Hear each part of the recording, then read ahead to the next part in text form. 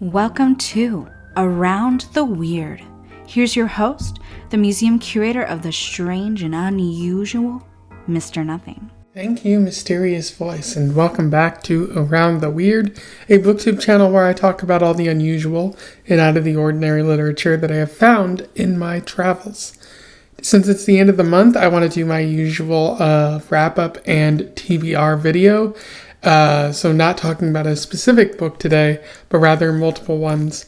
And I have to say that in October, I encountered, quite a few good reads, more than usual, which was nice. It made October a real, interesting, month for reading, which is strange for October because usually, I don't know, I'd say horror is definitely the genre that can leave you the most disappointed.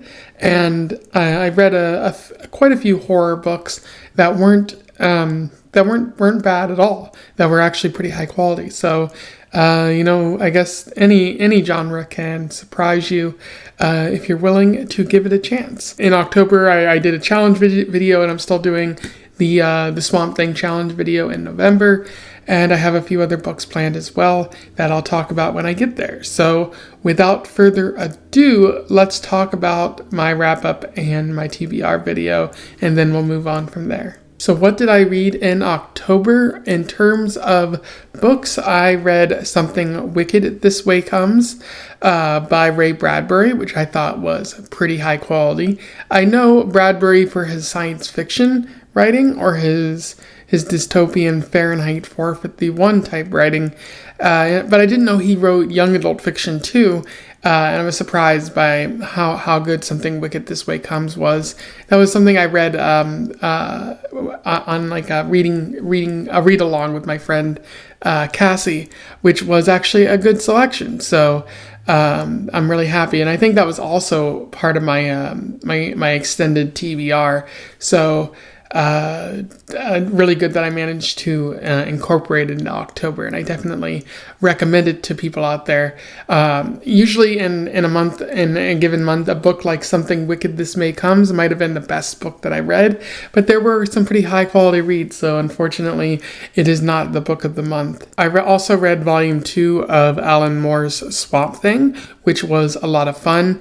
Another booktube challenge with Lucas, as I had mentioned before.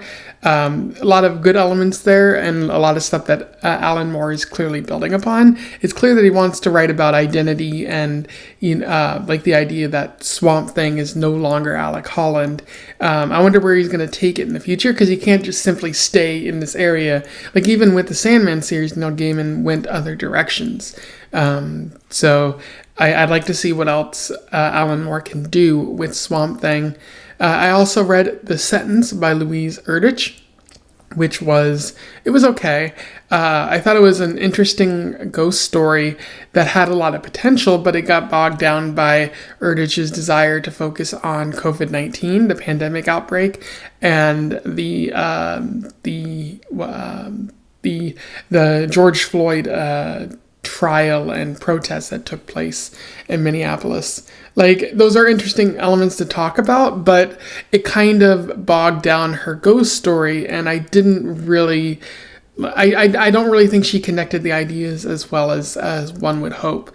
So it was fine, but I still want to explore more of Louise Erdrich's work in the future, because she is a good writer. Like, I was really enthralled by her writing, so I want to see some of her earlier work to see what she was trying to explore there. I also read John Langan's The Fisherman, which was a book about the sort of a Lovecraftian sea creature and its effect on the fishermen and the people in a small town in the past, and something also to do with existential horror and dread and the loss of loved ones. There are a bunch of different ideas going on there, but Langan manages to connect them all pretty effectively, and this is indeed my book of the month. Just a really killer horror book that challenged me and made me think of Lovecraft and also Moby Dick in different ways. Usually, like, if someone's using allusions to Moby Dick, it can be pretty hack, I would say, just because it's either it's just parody or just straight up copying it. But here they managed to incorporate it in a way that fits with the overall theme. And so if you're going to read anything that I recommend or anything that I talked about during the month of October, make it The Fisherman by John Langan, because that was pretty high quality. I also read Ghost World by Daniel Clowes, which I thought was bad. I thought the main characters were unrelatable and the story was meandering. Wasn't a very good graphic novel, which is weird because I hear a lot of people praise the story, especially the movie adaptation, but I didn't really see anything there. And then I also read Man Bat, which was a Batman comic that focused primarily on Dr. Kirk and the Man Bat persona, and it was fine. It was a lot of fun, but there wasn't a lot of it, or there wasn't a lot for me to talk about, so I didn't make a video about it. And then I also read The Zigzag Way by Anita Desai, which was boring mostly. Like I don't think Anita Desai connected the ideas as well as she could have, and so it makes the story aimless, a zigzag, if you will. And there's no real reason for you to ever seek this out because it doesn't try to do anything at all. It doesn't really have a lot to say. It's just a story about someone trying to learn more about their past, but even that becomes second fiddle to whatever else Anita Desai is trying to do in this story. She's trying to do multiple things and none of them ever really work out. So it's a very skippable story. And in terms of short stories, I read The Telltale Heart by Poe, which is great. Check that one out. The Vampyre by John Polidori, which I thought was good. Very interesting to see how the myth of, or the literature myth of the vampire spread and where it started and where it's ended up now. It's very interesting to see the directions that it headed in. And then The Haunted Mind by Nathaniel Hawthorne, which I thought was very thought-provoking, and what he's trying to say about sleeping and dreaming and what all that could mean. And, to see how he's talking about those ideas and, in the 1800s and how we still talk about sleep and dreams in the same way shows how it's maybe a generational thing, how we pass down those ideas or something like that. And then I also read The Dream by Mary Shelley, which I thought was okay. It was interesting at the time, but as time has gone on, I thought about it less and less. And so I definitely think it's one of Mary Shelley's more forgettable short stories as compared to The Mortal Immortal, which I think about quite frequently, or The Invisible Girl, which was an interesting short story as well. But it just, although there were interesting ideas, it certainly hasn't stuck with me. And then I also read a number of poems, including one by Shel Silverstein for October. Go check out my Poetry Thursday videos to learn a little bit more about that. But as for November, what do I plan on reading in November? I have a number of books and short stories and poems planned. The books that I want to read, I'm finishing up Stardust right now, so expect a video pretty shortly. I really enjoyed Stardust. Neil Gaiman is a quality writer. There are a few issues that I have with his writing, but for the most part, it's really killer book. Maybe one of his more interesting books. I don't think I've been this enthralled by something he's written since the Sandman series or American Gods. I think back to when I read the Nightmare book, which was by Gaiman as well, and how it just left me wanting more, and it wasn't as enthralling as I'd hoped. And seeing this and it's seeing the difference, I'm really happy to find some Neil Gaiman that I actually enjoy again. And then I also plan on reading Volume 3 of Swamp Thing as part of the Bits of Lit BookTube challenge, so be on the lookout for that video.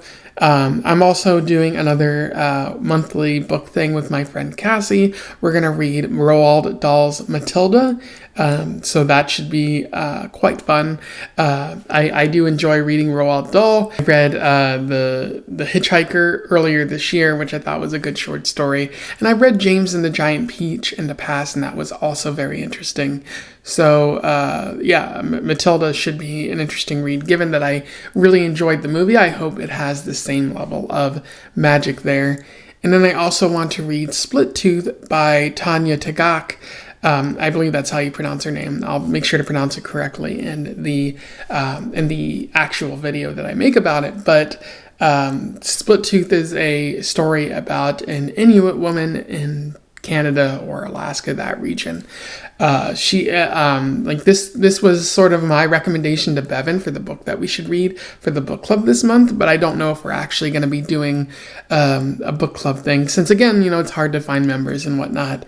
But Split Tooth was a book that I just found that I wanted to read for Indigenous Americans Month. And it should be pretty interesting. Even if a book club doesn't exist anymore, I'm still going to make an effort to read a Bevan book club type book where we focus on an author with a diverse background, or we focus on a specific topic like over jailing people, or cultural appropriation that I've talked about before. It should be interesting, but I'm really happy to be able to check out a book that a lot of people have praised, Split Tooth. There's also a book that I want to check out from the Google Drive list that I share with Bevan. I don't know what the specific book is. I'm going to pick one at random, but most likely it'll probably be one of those Jewish sort of culture, Jewish explanation type books about the Jewish culture that she had put on there. I just want to make it through those as they've been on the list for quite some time. And then also the books that I pick out from the library, which should be a lot of fun. So be on the lookout for that. And then the other book that I want to get to, one that's been on my massive TBR, is Madame Doubtfire, which is the book that inspired Mrs. Doubtfire. And so I just want to check that out, see how that is, and whether or not, it's slightly horrendous, or if it's actually merited the movie or anything like that. So be on the lookout for that video as well. And then there are a number of short stories that I want to get to, including one by Casey Plett, another by Jennifer Makumbi, and some others that I find as I go through the month of November. Be on the lookout for those videos. And then there are a number of poems that I'm going to read throughout the month of November for Poetry Thursday. Be sure to check out those videos when you get the chance. Anyway, those are that is my wrap up for October and my TBR for the month of November. If you have any recommendations to make to me, or you want to comment on something that I said I'm going to read, do so in the comments below. I would love to hear from you, and receive any recommendations that you think I might enjoy. And if you were inspired to read anything that I talked about, let me know what you think about it as well. Otherwise, don't forget to like, share, and subscribe so that more people can find out about these books and this channel if they don't already know. And until then, I wish you the best of luck in your weird and turkey hunting travels. Farewell.